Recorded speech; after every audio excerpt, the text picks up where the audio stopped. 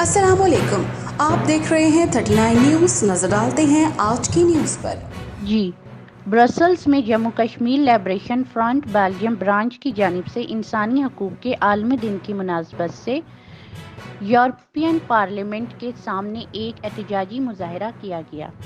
सख्त सर्दी और बर्फ़ के बावजूद कारकुनों की कसीर तादाद ने शिरकत की। ये मुजाहरा आलमी इंसानी हकूक़ की तंजीमों को कश्मीर में होने वाले मुजालिम और कश्मीरी रहनुमा मलिक यासीन की रहनुमाई पर तवज्जो दिलाने के लिए किया गया। मुजाहरे की क़यादत यूरोपीय zone Jammu Kashmir liberation front के सदर मलिक मुश्ताक पाशा ने की।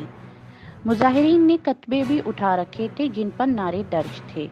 मुजाहिरीन का कहना था कि इंसानी हकूक़ की तंजीमों को कश्मीर में भारतीय हुकूमत की जानिब से होने वाले जुल्म बर्बरियत की तरफ तवज्जो देनी चाहिए।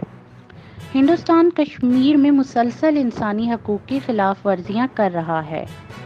मुजाहिरीन में मलिक मुश्ताक पाशा सदर यूरोप जोन, इमरान भट्ट सदर Jammu Kashmir liberation front France, Europe zone के चीफ एग्जीक्यूटिव सरदार अदनान मलिक अलाउद्दीन, सरदार मुजम्मिल हक बेल्जियम से यूरोप जोन के जनरल सेक्रेटरी सरदार ज़हीर जैद, डॉक्टर सलीम, सरदार अल्ताफ़, डॉक्टर इश्तियाक खालिक, शमशीर तारिक अली रज़ा, सरदार सलीम और सद्दाम हुसैन ने शिरकत की।